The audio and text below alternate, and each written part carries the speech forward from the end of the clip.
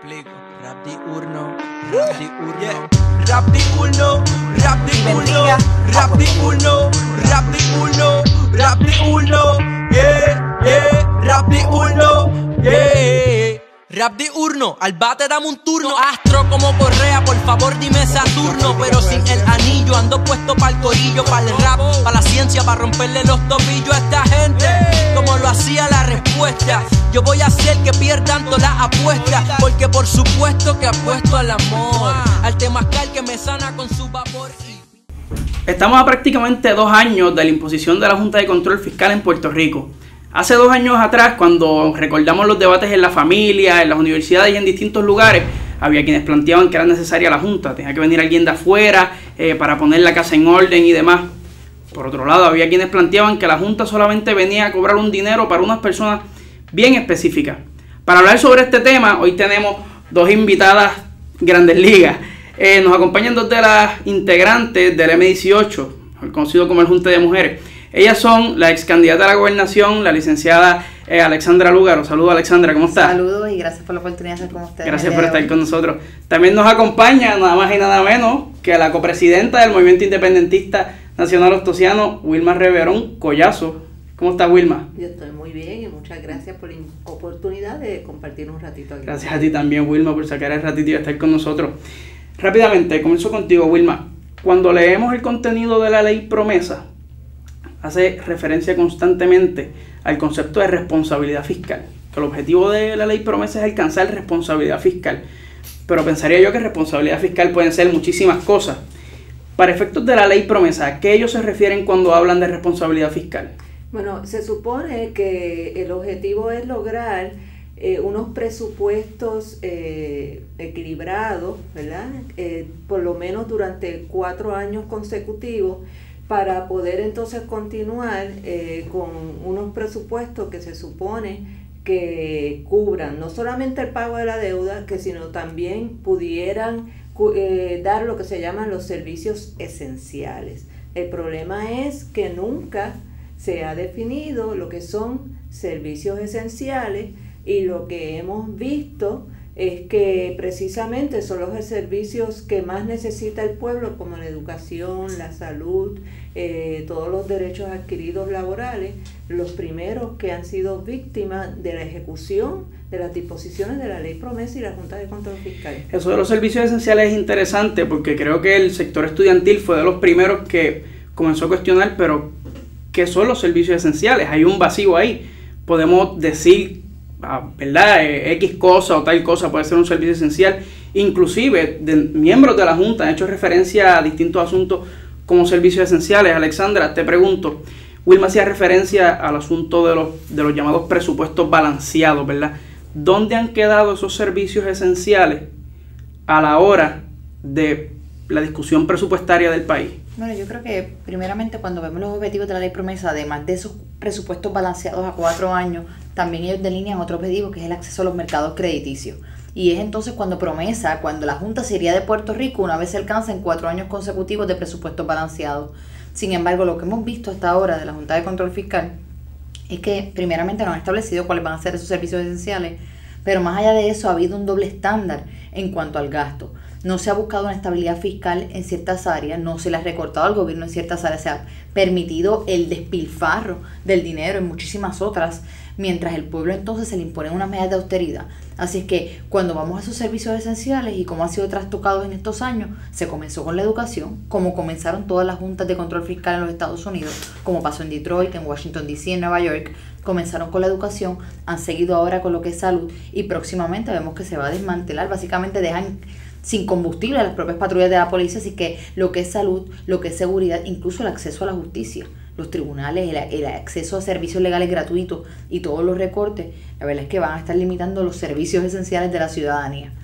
Wilma, ha habido otras juntas de control fiscal en otras jurisdicciones estadounidenses. ¿Qué particularidad tiene la Junta de Control Fiscal que tenemos en Puerto Rico vis a vis la experiencia de otras juntas de control fiscal en jurisdicciones estadounidenses? Bueno, en jurisdicciones estadounidenses ellos tienen acceso a un procedimiento de quiebra de la cual se nos excluyó a Puerto Rico en el 1984, y usualmente son ciudades, son municipios, no son países como es Puerto Rico. Y entonces a nosotros se nos está tratando como si fuéramos una municipalidad, por lo tanto las decisiones que se han tomado de que nosotros no tenemos absolutamente ninguna soberanía y que la soberanía la tiene el Congreso, y como dijo la jueza Taylor recientemente en su última decisión, de que la legislatura de Puerto Rico es el Congreso de Estados Unidos, la rama judicial de Puerto Rico es la rama judicial de Estados Unidos, o sea que para todos los efectos nos han quitado cualquier posibilidad de ser un país. Y eso no es lo mismo que sucede con los municipios como Detroit o las otras ciudades de los Estados Unidos que han sido objeto de una imposición de una junta de control, porque no está en contradicción con el tema de la autodeterminación y la soberanía, que sí es un problema grande para Puerto Rico. Hemos mencionado algo que yo creo que es bien importante, y es el asunto de la quiebra, y que por ahí también se ha utilizado de manera, se han confundido un poco los términos de lo que es la quiebra vis a vis lo que es el famoso título 3 de la ley promesa.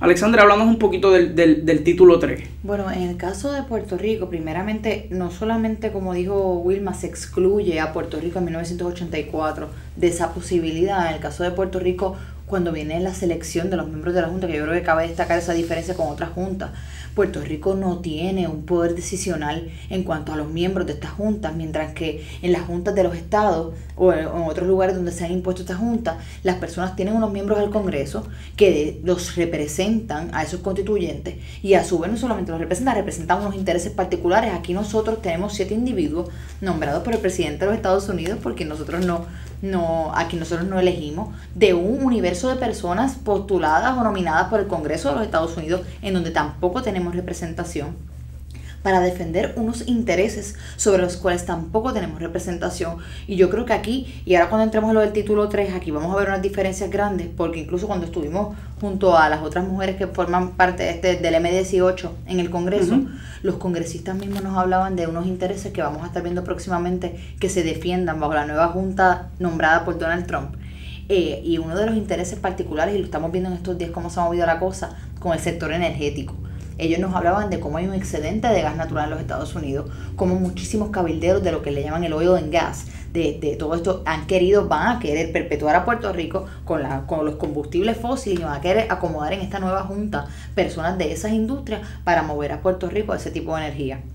Entonces, cuando hablamos del título 3, estamos a la merced en estos momentos de la jueza Laura Taylor Swain. Hemos visto las últimas decisiones que han reafirmado el estatus colonial de Puerto Rico, pero más allá del estatus colonial, nos han quitado la democracia. Aquí no hay democracia alguna. Básicamente ellos han dicho que esta junta, estos 7 individuos no electos por el pueblo, tienen mayor poder que nuestras ramas legislativa, judicial y la ejecutiva. Wilma, el asunto de la famosa jueza Taylor Swain, también parecería que hay un mundo de cosas sucediendo allí que no necesariamente entendemos. Si tú pudieras dar un resumen ejecutivo de qué es lo que está sucediendo en esa sala, ¿cómo tú podrías resumirlo? Pues mira, aclarando que yo no soy abogada de quiebra, o sea que mi opinión es la de cualquier ciudadano que haya estado observando lo que ha estado sucediendo. La jueza Taylor ha estado tratando de atender los reclamos de los bonistas. Acuérdense que el propósito del nombramiento de ella es para atender una posible reestructuración de la deuda. Y hasta ahora lo que ha prevalecido es la opinión de que la reestructuración de la deuda se va a hacer conforme a unos criterios que establezca la Junta. Hasta ahora los acuerdos que se han estado llegando favorecen a los acreedores. Todo el mundo, todos los economistas que han estudiado la situación de Puerto Rico, desde el premio Nobel Joseph Stiglitz y otras personas, han sido bien enfáticos que la deuda de Puerto Rico, para reestructurarla, para que podamos siquiera atenderla, estamos dejando aparte el tema de la auditoría, de que estamos hablando aquí de una deuda que nosotros mismos no sabemos en qué se utilizó el dinero, pero el consenso entre los economistas que no tienen intereses atados a los bonistas y a los fondos buitres y a Wall Street, que no son muchos. Exacto, es que tienen que reducir esa deuda en por lo menos entre un 60 a un 85%. Y los acuerdos que se han llegado hasta ahora, por ejemplo, con la Autoridad de Energía Eléctrica, es de un 35% de reducción en la deuda, que lo que hace es que están tratando de ver cómo nos dan nuevamente acceso a los mercados para volver a coger más deuda. Y entonces esto es el cuento de no acabarse, porque si vamos cargando ese 65% de la deuda y encima de eso seguimos cogiendo más deuda, nunca el pueblo de Puerto Rico va a terminar de pagar esa deuda. Así que la forma en que se está llevando a cabo el asunto en el Tribunal de Quiebra, pues hasta ahora no parece que nos vaya a favorecer. Hay un asunto que quiero añadir brevemente, hay un asunto que es bien preocupante, y es que en las últimas decisiones de la jueza, ella estableció que la política establecida por la Junta de Control Fiscal va a ser vinculante para el gobierno central. Yo creo que es una posición sumamente peligrosa, y de hecho hace muy poco hubo una contienda electoral, y en la contienda electoral todos los candidatos a la gobernación, si había consenso sobre algo, era pues la Junta va a llegar a hacer unos trabajos, pero no puede incidir sobre la política pública. Y estas decisiones entonces significan ahora que la Junta va a establecer política pública, pues ¿dónde quedó nuestro gobierno? Y yo creo que eso es algo que tenemos que reflexionar de aquí en adelante, porque va a ser determinante en qué hacemos como país, pero de igual manera qué hacemos en el ámbito político.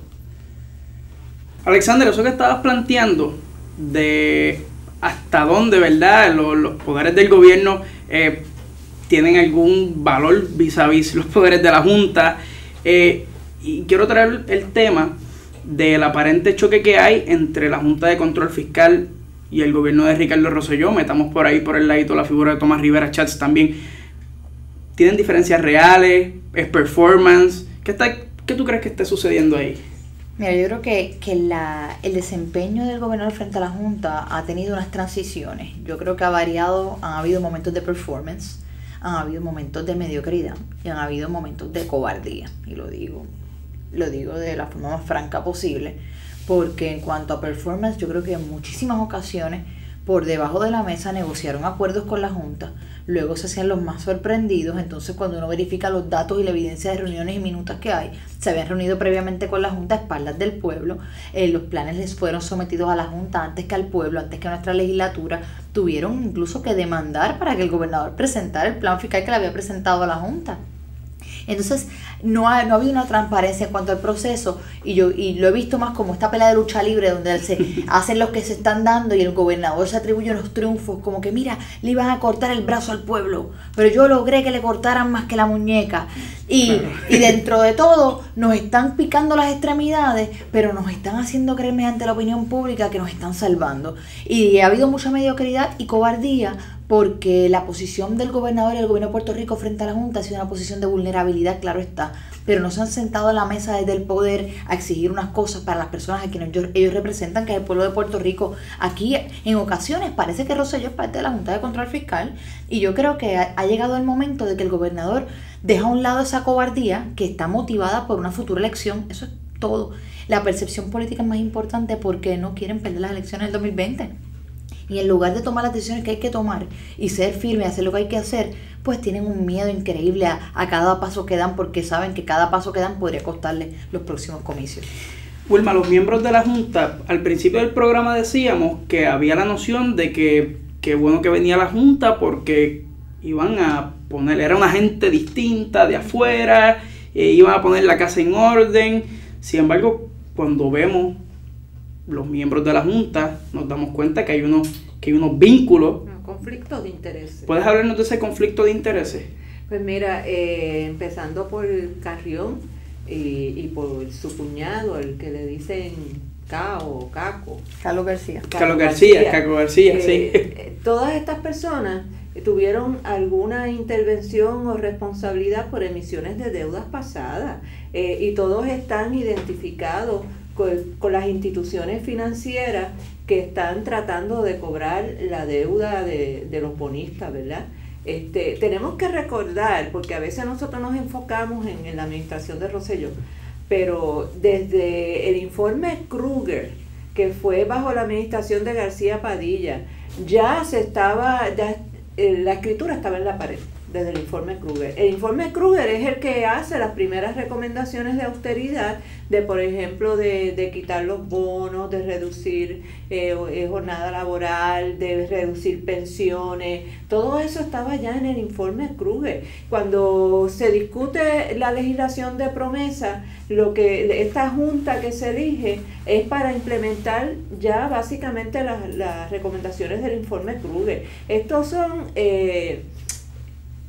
no hubiera habido ninguna diferencia de que hubiera ganado un partido o el otro si no hay la voluntad política de enfrentarse a la Junta con firmeza. Y eso no lo hubiera logrado ni el Partido Popular ni el Partido Nuevo Progresista. Ninguno tendría la voluntad política ni la valentía, como dice Alexandra, ¿verdad? Que han actuado cobardemente, porque por un lado de la boca te dicen yo voy a defender el bono, yo voy a defender los empleos de los empleados públicos, bla, bla, cuando sabemos que esas son recomendaciones que ellos mismos pusieron sobre la mesa en un momento dado. Yo te digo más. En el 2010, cuando todavía estaba Fortuño en el poder, yo escribí una columna en el Nuevo Día precisamente sobre la reforma laboral que estaba circulando Jennifer González como representante en la Cámara de Representantes. Y esa reforma laboral es la que se está implementando ahora. Y eso viene desde el 2010, que la administración de Fortuño no lo hizo porque le costaba las elecciones. Así que lo que tenemos es unas personas que no solamente tienen conflictos de intereses, sino como denunciamos desde el movimiento independentista, no podíamos esperar que cuatro personas escogidas por congresistas republicanos, 2 por demócratas y 1 electo por el presidente demócrata de Estados Unidos, Barack Obama, fueran a hacer alguna diferencia en términos de la corrupción, que fue lo que el pueblo reaccionó.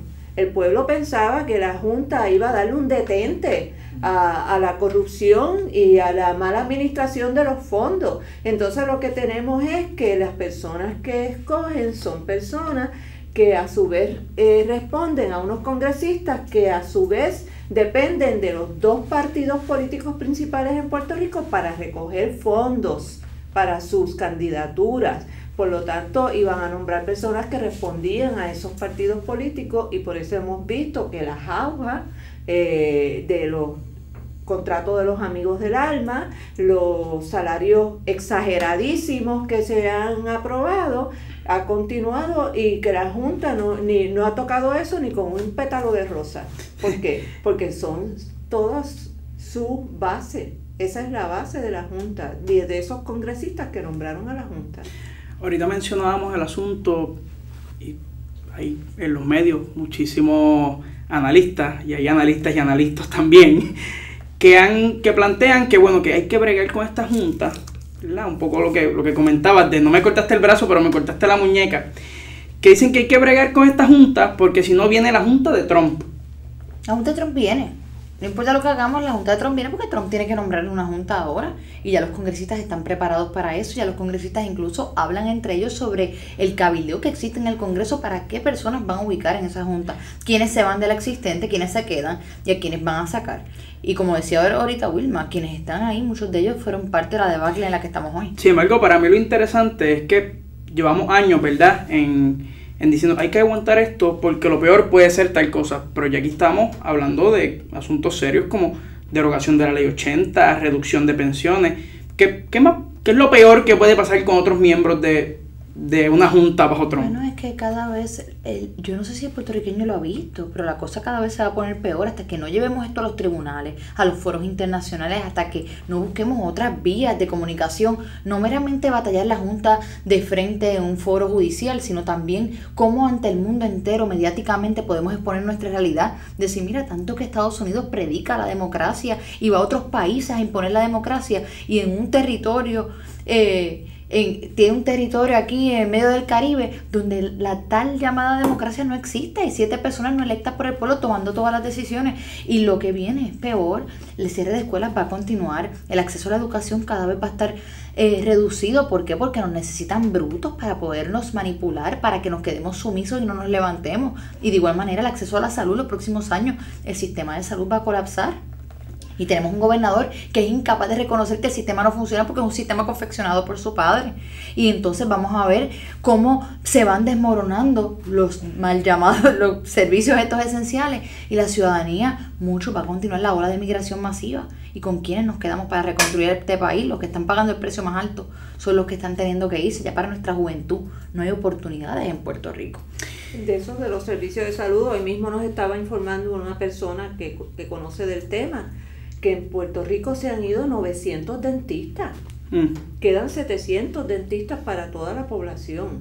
Y esa emigración va a continuar sin freno porque no hay opciones, especialmente para la gente joven. Bueno, en la concreta uno intenta hacer una cita en un especialista y es casi imposible. No, y ya hay muchos subespecialistas. Hay especialidades donde solamente queda un doctor en Puerto Rico o que ya no hay doctores. Por ejemplo, solamente queda un cirujano cardiovascular pediátrico.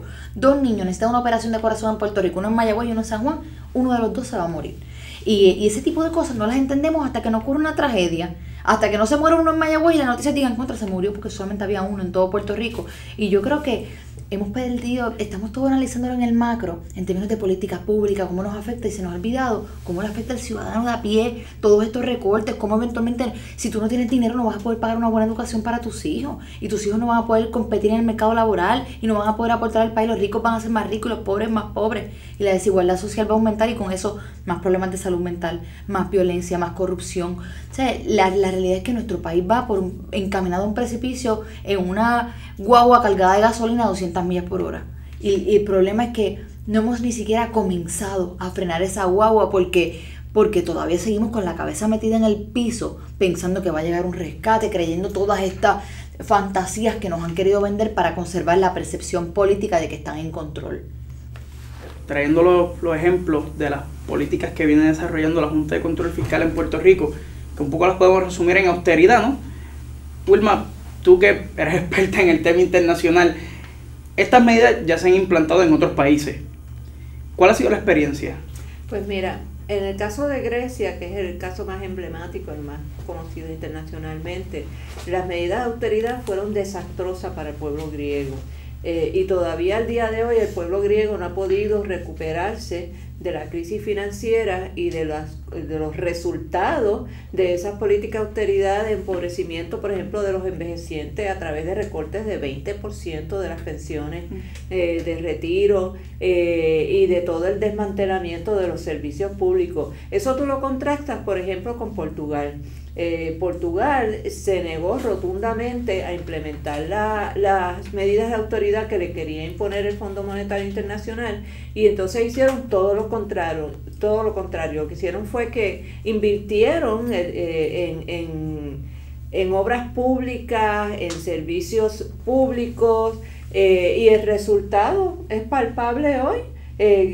Portugal está en un crecimiento económico y en una estabilidad económica envidiable, igual que pasó, por ejemplo, en el tema de Islandia, donde no solamente se negaron a imponer medidas de austeridad, sino que depusieron al gobierno, metieron presos a los responsables de la crisis financiera. Islandia está en el camino de la recuperación económica, o sea que contrario a lo que nos están imponiendo, contrario a lo que ha insistido gente como Stiglitz y otros economistas, el resultado de las medidas de austeridad lo que hacen es que retrasan la recuperación económica, empobrecen al país, crean una brecha mucho más grande entre pobres y ricos, y aquí en Puerto Rico estamos viendo todo eso en un combo agigantado. Es lo que ha sucedido en Puerto Rico. Wilma trae el ejemplo de Portugal, y entró más en la parte política, ¿verdad? De que Portugal dijo, no, aquí no vienes con estas medidas. Sin embargo, en el caso de nosotros, pues tenemos una ley promesa impuesta de arriba para abajo desde el Congreso. Entonces, un poco la pregunta es, ¿hasta dónde está la línea entre el problema económico nuestro y el problema político? De fondo, ¿aquí el problema es político? Yo creo que hay distintos problemas de fondo, porque cuando yo doy el ejemplo de Portugal, yo creo que a mí me llama mucho más la atención el tema de Islandia. En el caso nuestro, para fines de comparación, el caso de Islandia, 93% de la población votó por no pagar la deuda. Entonces en Puerto Rico, ni siquiera dentro de la opinión pública hay un consenso. Todavía hay gente que le gusta la Junta y dicen que qué bueno, y todavía hay gente que defiende de forma ciega candidatos que le han quitado sus derechos laborales, candidatos que le van a cortar sus pensiones, que le han cerrado las escuelas a sus hijos. Yo creo que aquí también esta educación que nos ha formado por tantos años como colonizados nos ha hecho sentir pequeños, que no podemos hacer las cosas, y veo un pueblo que está hasta cierto punto cansado de luchar, cansado que le pasen el rolo una y otra vez, y no nos veo todavía colocándonos en una situación de que el pueblo se levante y digan, ¿tú sabes qué? No vamos a pagar. ¿Tú sabes qué? Vamos a buscar cómo recoger el dinero para una auditoría. ¿Tú sabes qué? Vamos a meter presos a todos los negligentes y criminales que nos metieron en esto, como hicieron en Islandia, en el caso de ellos. Aquí se nos ha negado el derecho a auditar nuestra deuda, saber cómo se emitieron esos bonos, de forma que violenta nuestra Constitución. Y no solamente se nos niega ese derecho, una auditoría que comenzó con un costo aproximado de $6 millones, cuando tú le dices que a un solo publicista tú le has dado 20 millones en los últimos 4 meses, a uno solo de más de 20 publicistas del gobierno, que el gobierno ha repartido 484 contratos de publicidad en 38 días para un valor de 20.7 millones. Cuando tú me dices que cierras escuelas para ahorrarte 7 millones, cierras una tercera parte de las escuelas públicas para invertir 6.7 millones en vagones. O sea, aquí realmente no hay ninguna coherencia, y lo más preocupante del caso es que aquí no solamente son medidas de austeridad como estaban en estos países, aquí no está acompañado de un plan de desarrollo económico. No hay plan de desarrollo económico alguno al momento. Nos vendieron promesa bajo la premisa que iba a haber un task force de desarrollo económico, que quedó en nada, como todos los task force que se hacen en el país. Y el problema es el siguiente: dicen que ningún viento es favorable para el que no tiene un puerto de destino. Aquí no importa lo que pase, no nos va a beneficiar, porque aquí no hay un plan económico hacia dónde vamos a dirigir la agricultura, en qué empresa nos queremos desarrollar, en qué industria nos vamos a desarrollar, cómo vamos a educar a los jóvenes para que se puedan destacar en empresas que seamos competitivos en 5, en 10, en 15 años. Aquí no hay un plan de futuro, ni en educación, ni en salud, ni en economía. Estamos improvisando, ponemos parchos todos los días sobre los problemas en vez de arreglarlos de raíz. Yo creo que el problema de administración va a ser, aunque seamos independientes, seamos Estado, lleguemos a un tratado de libre asociación, si no aprendemos a administrar mejor el país, vamos a ser un Estado pobre, o una república pobre, o un país con un tratado de libre asociación pobre, porque en su mayoría el inversionismo político nos está matando. Ese tema de la corrupción es muy interesante, porque de repente estamos en un programa que un corrupto es analista político en prime time.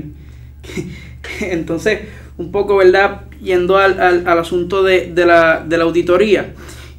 En la reunión que hubo entre la Junta de Control Fiscal y los estudiantes durante el periodo de la huelga, los estudiantes le plantearon el asunto de la auditoría de la deuda y entre muchas otras cosas, y la legitimidad de la deuda a los miembros de la Junta, y ellos plantearon, no, eso no es problema, porque nosotros vamos a ordenar una investigación. De repente esa investigación pareciera que está en curso, pero ¿qué ha sucedido con eso, Wilma?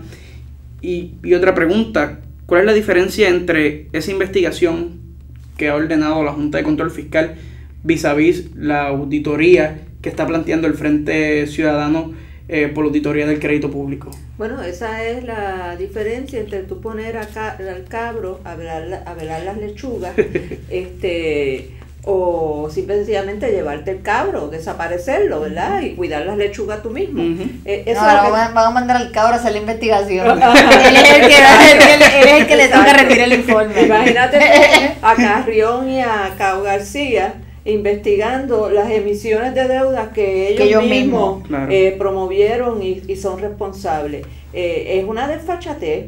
O sea, el problema de la corrupción está tan entronizado dentro todo del tema de la deuda, que obviamente estas personas van a hacer todo lo posible por taparla y por evitar que se conozca verdaderamente cómo es que se llegó a esta situación de crisis financiera.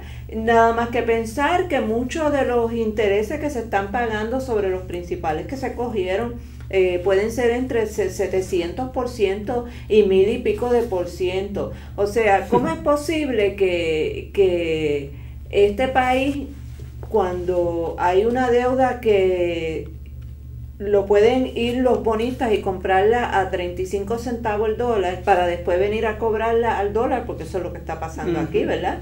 Que los bonistas, sobre todo los llamados fondos buitres, ellos van al mercado de valores de los bonistas y entonces esta deuda yo la compro a peseta, pero yo la quiero cobrar al dólar completo, ¿verdad? Y entonces no hay la capacidad, que volvemos al problema de la falta de soberanía.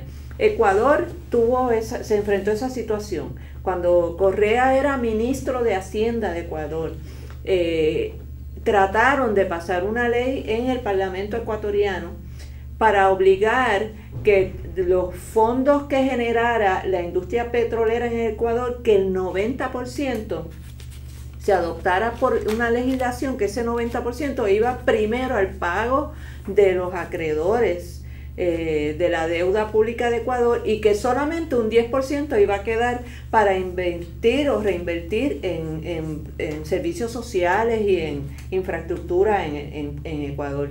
Ahí Correa dice, si aprueban esa ley, yo renuncio, porque eso es despojar al pueblo de sus recursos naturales para su propio beneficio y utilizarlo para el beneficio de unos intereses extranjeros. Pasan la legislación, ahí es que Correa renuncia a la cartera de ministro de Hacienda, y entonces se tira él solo. Cuando Correa se tira para la presidencia, él no tenía un solo diputado en el Parlamento. Era así como una Alexandra Lúgaro,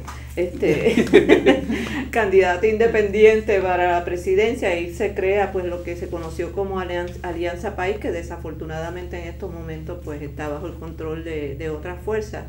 Y entonces él lo que hace es que él crea un grupo de inversionistas financieros para que porque entonces le dicen, tienen que pagar, cuando él sale electo presidente, tienen que pagar la deuda, o de lo contrario se la vamos a tirar a chatarra.